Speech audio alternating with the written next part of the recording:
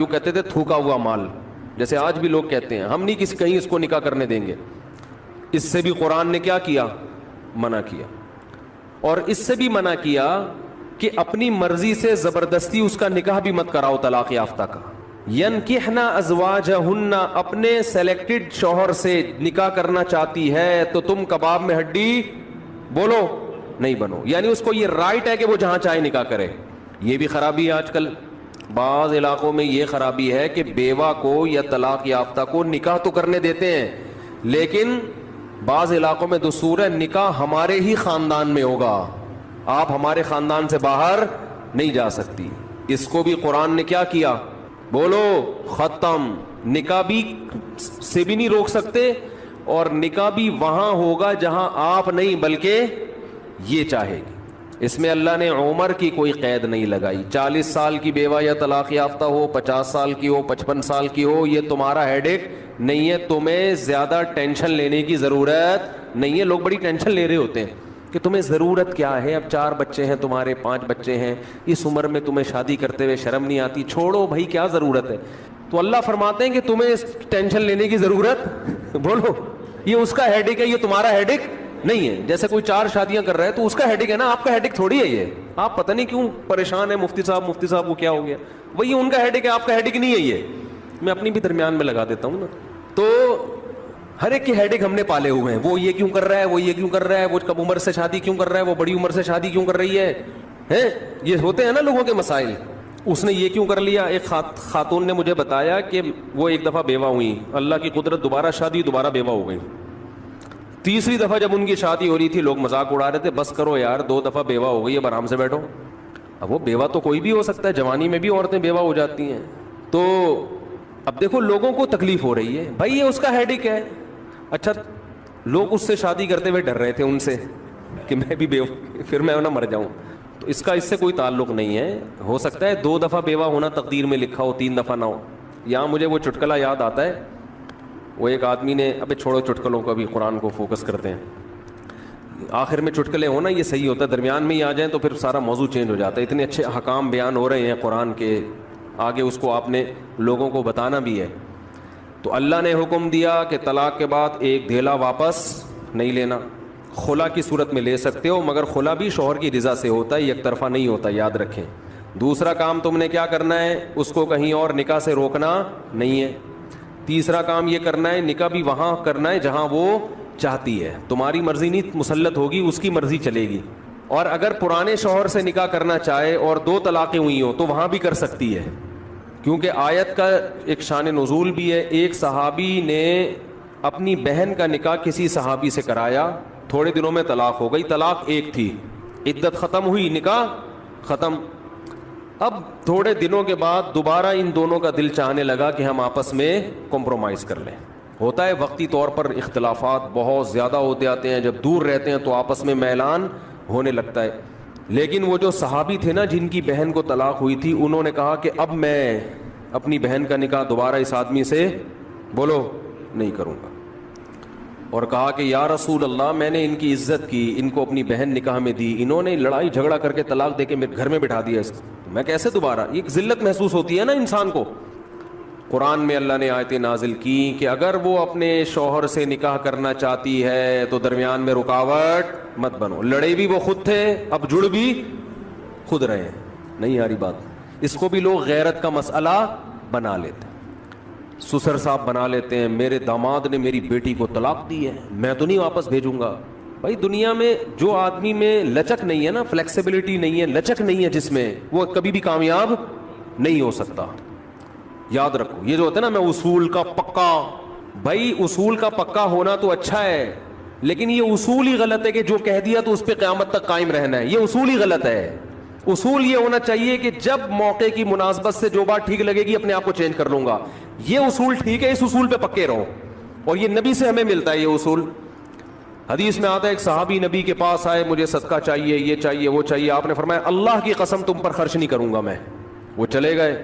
آپ نے دوبارہ بلایا، فرمایا ان پہ صدقہ کرو، دے دو. وہ پریشان، یا رسول اللہ آپ نے تو قسم اٹھائی تھی کہ میں آپ کو نہیں دوں گا. آپ نے فرمایا من رأى على يمين فرأى غيرها خيرا منها فليكفر عن يمينه. کہ جو شخص کسی بات پہ قسم اٹھا لے, جائز بات ہو, کوئی اگر حرام پہ قسم اٹھائی وہ تو بچنا لازم ہے نا, کہ میں گناہ نہیں کروں گا, وہ تو ویسے ہی حرام ہے. جائز کام, صدقہ تو جائز ہے نا, بلکہ ثواب ہے. فرمایا کوئی کسی جائز کام پہ قسم اٹھائے, پھر بعد میں اس کو خیال ہو کہ مجھے قسم توڑ دینی چاہیے, اس کا مائنڈ کیا ہو گیا, چینج, تو اسے چاہیے قسم توڑ دے اور کفارہ ادا کر دے, اس قسم پہ قائم بولو نہ رہے. قسم پہ جب قائم نہ رہنے کا حکم ہے تو بغیر قسم کے میں نے جو بول دیا بس وہ پتھر پہ لکیر بن گیا, یہ تو پاگل اور گدھے ہونے کی علامت ہے. قسم بھی اگر کھا لی ہو تو بھائی اس وقت یہ خیال تھا کہ نہیں دینا, اب زمینی حقائق کہہ رہے کہ اس کو دینا ہے, تو اب قسم توڑو, کفارہ ادا کرو اور دے دو. بات نہیں آ رہی میرا خیال ہے. یہ کس کی سیرت ہے, نبی کی. نبی سے زیادہ کسی کی پکی زبان ہو سکتی ہے, لیکن ایسی لچک سکھائی ہے کامیاب بننے کے لیے کہ یہ نہیں کہ جو کہہ دیا تو وہ پتھر پہ لکیر. گراؤنڈ ریئلٹی کے لحاظ سے, ماحول کے چینج ہونے کے لحاظ سے آپ نے اپنا رویہ کیا کرنا ہے, چینج کرنا ہے. اس وقت آپ کی رائے یہ تھی, اب آپ کی رائے وہ ہے, کیونکہ زمینی حقیقت بھی چینج ہوتی ہے اور انسان کی نالج بھی چینج ہوتی ہے اور انسان کی رائے بھی چینج ہوتی ہے. بعض دفعہ نالج چینج نہیں ہوتی, انسان تانے بانے ملا کے ایک رائے قائم کرتا ہے, بعد میں جب اور گہرا سوچتا ہے تو اسے لگتا ہے کہ وہ رائے ٹھیک نہیں تھی, تو وہ اسٹیٹمنٹ اس کا کیا ہو جائے گا, چینج. کوئی بات نہیں, دن میں 100 دفعہ چینج ہو جائے. ناکام وہ ہے جو کہہ دیا تو اڑ گیا, بس کچھ بھی ہو جائے. اب دیکھو, ایک آدمی آپ کو مستحق نظر نہیں آ رہا تھا, آپ نے کہا اللہ کی قسم تجھے میں صدقہ نہیں دوں گا, تو فراڈی ہے. بعد میں پتا چلا نہیں فراڈی نہیں ہے, آپ کو نہیں, میں نے تو بول دیا تھا میں نہیں دوں گا. بھائی اب فراڈی ہونے کی بیس پہ نہیں دے رہے تھے, تو اب پتا چل گیا یہ فراڈی نہیں ہے. بعض دفعہ پہلے بھی پتا تھا فراڈی نہیں ہے, اب بھی پتا ہے نہیں ہے, لیکن پہلے خیال تھا کہ نہیں دینا چاہیے, اب خیال ہے کہ دے دینا چاہیے, تو رائے چینج کر لو. بہت مشکل ہے.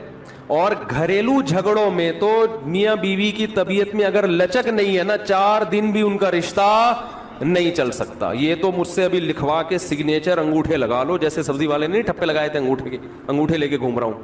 لیکن آپ انگوٹھے نہیں, آپ مجھے پکڑ لینا, میں کہاں بھاگوں گا. وہ جب بھی انگوٹھے کی بات آتی ہے مجھے وہ سبزی والا یاد آتا ہے جس کو میں نے بزنس کے لیے پیسے دیے تھے اور اس نے ایمانداری میں اسٹیمپ پیپر پہ اپنے انگوٹھے لگا کے دیے تھے. جب وہ پیسے لے کے بھاگا تو 3 سال میں نے وہ انگوٹھے سنبھال کے رکھے. اب لوگ مجھے کہتے ہیں نا وہ فلاں آدمی کو میں اتنے کروڑ روپے دے رہا ہوں تو اتنا ایماندار ہے, میں تو اسٹیمپ پیپر پہ لکھوا رہا ہوں اور انگوٹھے بھی لگوا رہا ہوں. میں کہتا ہوں یہ انگوٹھوں کا تذکرہ میرے سامنے مت کیا کرو, انگوٹھوں سے کچھ بھی نہیں ہوتا. بندہ اگر 2 نمبر ہے, اسٹیمپ پیپر بکری کو کھلا دینا, کسی کام کا نہیں ہے یہ اسٹیمپ پیپر, عدالت سے بھی نہیں نکلوا سکتے. سمجھتے ہو, لکھوایا کرو ضرور لیکن اس سے ہوگا کچھ بھی نہیں. عدالت انگوٹھا دیکھ کے بولے گی بس ٹھیک ہے انگوٹھا, اب انگوٹھے کو پکڑ کے جیل میں ڈال دو, بس انگوٹھے کو دیے تم نے پیسے, بندہ تو پکڑائی میں آئے گا ہی نہیں, آ بھی گیا تو کچھ بھی نہیں کر سکتے. عدالت کہے گی دیے کیوں تھے تو پیسہ دینے سے پہلے 100 دفعہ سوچا کریں. خیر, تو کیا بات چل رہی تھی, ابے انگوٹھے کی بات کہاں سے آئی. ہاں, لچک پیدا کرنا چاہیے. میاں بیوی کا رشتہ تو ایسا ہے کہ اگر آپ کا ہے نا کہ جو میں نے کہہ دیا بس وہ کیا ہے, آرڈر از آرڈر, تو بھائی اس کا مطلب آپ میدان جنگ میں کھڑے ہوئے ہیں, دشمن کی فوجیں آپ کے سامنے, اور آپ ایک فوج کی کمانڈ کر رہے ہیں کہ گولی چلانے کا آرڈر دیا تو کیا کرنا ہے. یہ گھر ہے, یہ میدان جنگ بولو نہیں ہے. یہاں آپ کا اسٹائل یہ ہونا چاہیے, آپ نے بیوی کو آرڈر دیا, گراؤنڈ ریئلٹی یہ کہہ رہی ہے کہ بھائی میرا روب اس پر بیٹھا ہوا ہے اور وہ پکوڑے بنا کے خود ہی کھا رہی ہے, آپ کو ایک لقمہ بھی نہیں کھانے دے رہی. آپ غصے میں آئے, آپ نے کہا بیگم مزید پکوڑا اگر کھایا نا تو گراؤنڈ ریئلٹی کہہ رہی ہے کہ اس دھمکی سے یہ پکوڑے کھانا چھوڑ دے گی نا. لیکن آگے اس کا ایٹیٹیوڈ آپ نے دیکھا, اس نے کہا تو کیا کر لے گا, فوراً وہ کرچلی اٹھائی, تو کیا کر لے گا, فوراً لچک پیدا کرو بولو تو صبر کروں گا اور کیا کروں گا. یہ کامیاب, یہ گھر کیا کیسے چلے گا, یہ رشتہ جوڑا رہے گا. اگر آپ نے اس کے ایٹیٹیوڈ دیکھ کے, اس کی پیشانی پہ سلوٹیں دیکھ کے اپنی دھمکی کو واپس نہیں لیا تو یہ گھر کیا ہوگا, پکوڑے تو کھا لو گے آپ لیکن آپ کے بچوں کی ماں مارکیٹ سے شارٹ ہو جائے گی. تو اس میں گھر کے اندر کا اصول لچک, کامیاب آدمی وہ. ہاں ناقابل برداشت کوئی معاملہ ہو جائے تو ایک الگ بات ہے. تو اللہ نے کیا حکم دیا کہ اگر ڈیورس ہو گئی ہے پھر دوبارہ ملنا چاہتے ہیں تو کباب میں ہڈی بولو مت بنو, ملنے دو ان کو, کوئی مسئلہ نہیں ہے. ہاں یہ قرآن نے کہا ہے کہ اس شرط میں ملیں کہ ان کا اپنے بارے میں ہی خیال ہو کہ دوبارہ وہ جھگڑے نہیں کریں گے. ایسا نہ ہو ملتے پھر وہی ٹینشنیں شروع کر دیں. اب دوبارہ اپنی اصلاح کر کے آئیں کہ بھئی اب ان ماضی کے قصوں کو چھیڑنا نہیں ہے. لیکن یہ ایک یا دو طلاقوں کے بعد ہے, 3 طلاق کے بعد نہیں مل سکتے جب تک کہ کہیں اور نکاح نہ ہو جائے اس کا. تو خیر قرآن مجید میں اس میں اللہ نے یہ بھی حکم دیا وَلَا يَحِلُّ لَهُنَّ أَن يَكْتُمْنَ مَا خَلَقَ اللَّهُ فِي أَرْحَامِهِنَّ. 100 روپے میں حور کا چانس لینے میں کوئی حرج نہیں. لیکن یہی مولوی صاحب اگر آپ سے کہیں کہ 5 کروڑ روپے اس ڈبے میں ڈال دو اور گارنٹی سے کہتا ہوں کہ تمہیں 70 حوریں ملیں گی, آدمی کہتا ہے مولوی صاحب 70 کیا 70,000 بھی ہو نا, 5 کروڑ کی رقم میں داؤ پہ لگانے, نہیں ملی تو کیا ہوگا؟ کیا خیال ہے, کیا خیال ہے بھائی؟ نہیں ملی تو کیا ہوگا؟ چوڑے میں آ جائیں گے. 5 کروڑ یہاں والی جو ہے وہ بھاگ جائے گی ہماری جو اپنی حور ہے. جب سارے پیسے اس کو پتا چلیں گے نا حور کی بھیٹ چڑھا دی ہے اس نے, تو یہاں والی کیا ہوگی؟ وہ بھاگ جائے گی. بڑی قربانی انسان ناممکن ہے جب تک اپنی آنکھوں سے یہی منظر 70 حوریں لا کے اس کے سامنے کھڑی کر دی جائیں اور کہے 5 کروڑ روپے دے اور یہ 70 حوریں لے جا, پھر گن پوائنٹ پہ نا لوگوں سے چھین کے 5 کروڑ روپے کا انتظام کرے گا. سمجھ میں آ رہی ہے بات کہ نہیں آ رہی؟ تو اب میں اس سوال کو دوبارہ لے کر آتا ہوں کہ بھائی میرے پاس اگر یہ آپشن ہوتا کہ میں اسلام کو خدا نخواستہ چھوڑ دیتا تو اسلام مجھے یہ آپشن دے نہیں رہا. وہ کہہ رہا ہے آخرت میں تمہارا کیا ہوگا؟ بے تحاشا نقصان.